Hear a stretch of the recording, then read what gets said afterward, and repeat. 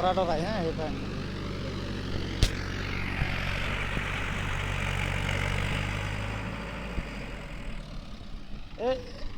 লাল বাঙন লাগতো না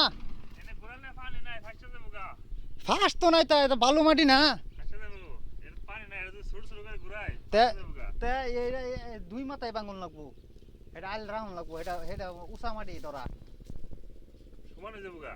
না সমানে তো না চলতেছ তো